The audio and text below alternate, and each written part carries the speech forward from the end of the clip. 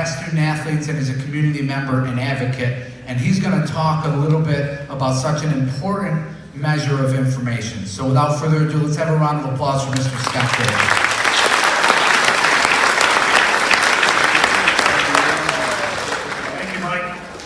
Administrative things first. I'm going to share some information, and when I ask you if you agree, just say out loud, cadets. Let's practice. Do you agree? Yes. All right. It's got to be longer though. Do you agree? Yes. Thank you. So when Mike and I talked about presenting today, it was an interesting discussion. I said, Mike, I don't know if I'm comfortable. I get very, very nervous public speaking in front of big crowds. He said, well, Scott, it's pretty easy. I said, why is that? He said, just picture the coaches in their underwear. So I show up, and what do I see? Rapani, Scatia, Foreman, Parizak, Prince, Hayward, Merkel, DePrey. Oh my goodness, who knew? Holy cow. I got news for you. Picturing that group of people in their tighty whities does not make you less nervous. Holy cow. Do you agree? Yes.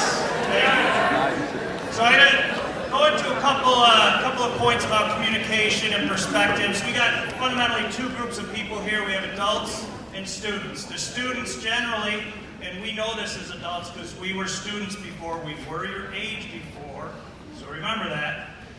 Students generally think they know everything. They think they're smarter than the adults.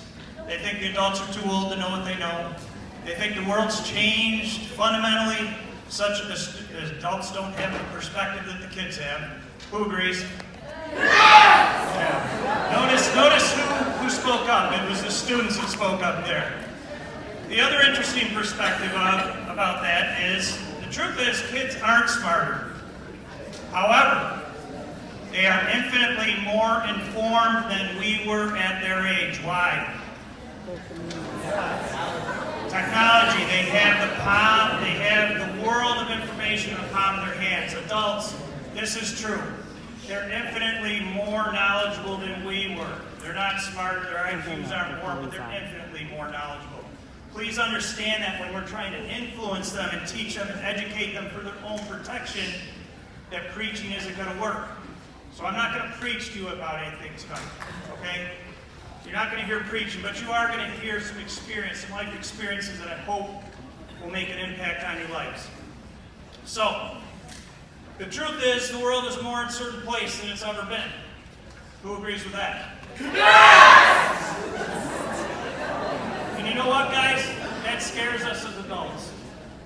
That scares us as adults, because we were sitting in your chairs years ago, and it wasn't as dangerous. There weren't people dying from drug overdoses. There weren't people taking the risk that they're taking today for lots of different reasons. So, do you know why parents get so concerned about their children? Anybody? Who knows what unconditional love is? So I don't know what it is either as far as a definition, but I had a person describe it to me one time. The person said, let's quiet down. The person said, unconditional love is this. And as a kid, you don't know it yet. But as a parent, you know it. Unconditional love is this. When your kid runs in front of a tractor trailer, you don't think about it as a parent. You run in front of that tractor trailer, and you go try to grab that kid. You try to save that kid. If you die trying to save your child, you will die. You don't think about it. It's done. You're dead. It doesn't matter. Your kid's saved. Who agrees? Yes. Parents, who agrees? Yes. Kids, you need to understand that everything that we're trying to teach you, educate you on, even if you think we're preaching at you sometimes, it's coming out of a position of unconditional love. Right? So we may not always communicate to you in the fashion that you like. You may not appreciate it, but please understand the intent is to help you. Does that make sense? Who agrees? Okay. So, the difference between that and a kid running out in front of the tractor trailer and someone else's, when it's your spouse running out in front of that tractor trailer, you see it happen, you go, oh shit. It's that split-second difference between love and unconditional love. Adults, who knows what I mean? Exactly. Kids, you don't know that yet, but try Trust me, you will know it. You will know it. All right, so, look, here's the thing. Adults, this is important. Listen up. Adults, we think we're under this illusion that we control our children's behavior. We don't. My son Marcus, we lived in Kansas City. We were moving around a little bit, and it was just he and I in the car. And one day he said to me, he said, "Dad, I make my own decisions, don't I?" I said, "Well, what do you mean? You're son. What do you mean you make your own decisions?" "Well, you can tell me what to do, but I don't have to do it. I can do what I want." I said, "Well, yeah, I guess so. I mean, you live in my house, so you can make decisions to do stuff that I don't like, but there's going to be consequences." He goes, Yeah, I know. But I can still do what I want. I said, yes. So a little foreshadowing into my relationship with Marcus. A lot of you guys know what happened to Marcus. Can anybody say it out loud? Come on, guys. A lot of kids know. What happened to Marcus? Marcus passed away from a heroin overdose. Okay, so this is a picture of Marcus. 2 years ago, November 2016, Marcus passed away from a heroin overdose. Marcus made his own decisions. That's why I'm here. That's why I'm here. Okay? Marcus made his own decisions. I failed as a father, as a parent, as an educator to protect my son, to educate him the way I'm going to educate you tonight. So I have a broader vision for Hilton. I hate that Webster has that slogan. What's the Webster slogan? Where life is worth living? Well, I want Hilton to be where leaders live, or something sexy like that. So I want us to start having that vision. I don't want it to be where leaders die, or where young people die. So that's why I'm here. I'm here because I failed. I failed to educate on prescription drugs. I failed to take serious nature of prescription drugs into my family and educate Marcus such that he wouldn't get involved in that and eventually lead to heroin and what ended up being a fentanyl and morphine overdose. At the same time, I'm here because I was very, very proud and am very, very proud of Marcus. On November 16, 2016, I found out Marcus was not going to survive his overdose. I also found out that day that Marcus was an organ donor. 21 years old, and made the decision when he renewed his license to be an organ donor. So what is going to go down as the saddest day in my life, for sure, was also the proudest day of my life. To know that my 21-year-old son made a choice, independent of me, I didn't know, independent of me, to donate his organs to other human beings. Now, would I have liked it to have been 80 years later than it was? Of course. But it wasn't. So since then, I've had the fortune of look at you. I've had the good fortune of meeting Marcus's heart recipient. 70-year-old Paul Sorrentino lives in Hamburg, Buffalo. I've had the benefit of hearing Marcus's heartbeat in his chest. What a proud moment to know that Marcus will live on as another man. What an absolutely sad moment to know that maybe it could have been prevented. I'll always live with that, the duality and the sadness of what I could have done differently. The pride and the happiness and the joy that I have for the Sorrentino family. So why am I here? Because I love my son unconditionally and forever. So the final point is this. I need some help. I need some math people. Anybody good at math? You good at math? All right, so if A equals B and B equals C, what can we say about A? Everybody here? A equals B and B equals C, then A equals C. Make sense? Transit property, 8th grade math. Piece of cake. So here's the thing. How many people agree, and we're going to say with cadets, how many people agree that messing around with heroin equals jail or death? Obvious, right? Everybody agrees that. So why are young people dying? My son died. Mike Angoli, an athlete that sat here in this group, great athlete. I coached him. Dead, same issue. I'm counseling, mentoring multiple athletes right now that are addicted to opiates, and it started with prescription opiates. Why is it that this is happening? Okay, well, the answer is if we know that heroin equals jail and death, so if A equals B, what we don't know is that prescription opiates equals heroin. And that's not conjecture, that's not up for debate. There's very little molecular difference between prescription opiates and heroin. That's the slide, guys. Show me the difference.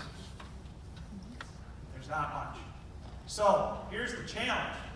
If A equals B and B equals C, and we know A equals, or that death equals heroin or jail, and we know prescription opiates equals heroin, then what do we say about prescription opiates? The next step is going to be jail or death, right? It's not that people intend to go to heroin. Nobody wakes up saying, I want to do heroin. But what's different about this drug, people, is that it has addictive qualities and physical, mental addictive qualities that we've never seen before, right? So the only solution is to avoid it, okay? There's acute pain problems, I understand. There's end-of-life issues, I understand it. But all I'm asking you, again, I'm not preaching to you, I'm just telling you the facts. If you have to use prescription opiates, please understand that it's very, very dangerous. And in the next couple of years, much like the tobacco industry, there's going to be a huge, huge set of lawsuits that will bury the pharmaceutical companies because they lied to our doctors.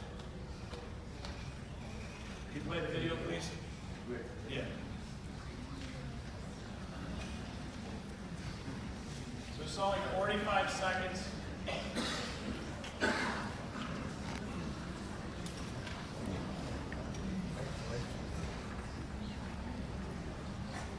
I'll walk you through the video. So the video is this. There's a female soccer player, probably 12 to 14 years old. She's in the hospital with her parents. She's got a cast on her arm. The parents are getting ready to leave. The doctor says, look, just give her some ibuprofen for the pain and swelling, she'll be fine. The mother says, all right, doctor, are you sure? You sure I shouldn't have something stronger for her if she gets some more pain? And the doctor says, well, sure, absolutely. He takes his prescription pad, he writes on it. He turns it around and says heroin on it.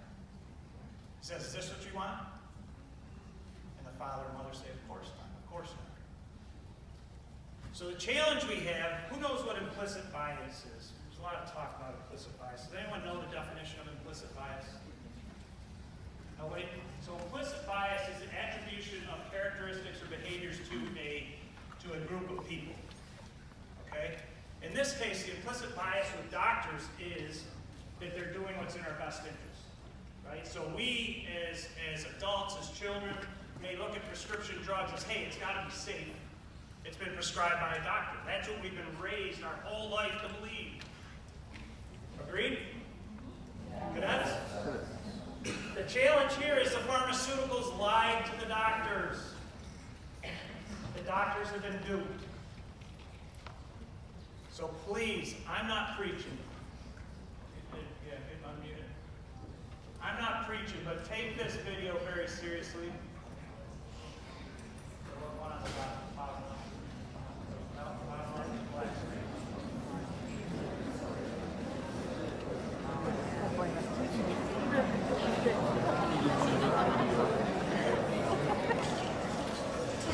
Hey, listen up. Well, we got you all patched up.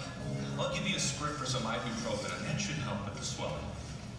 Don't you think she might need something a little stronger? You mean like this? I don't think so, that's crazy. Do you know that most prescription painkillers like Vicodin and Oxycontin are opiates, and they work just the same as heroin?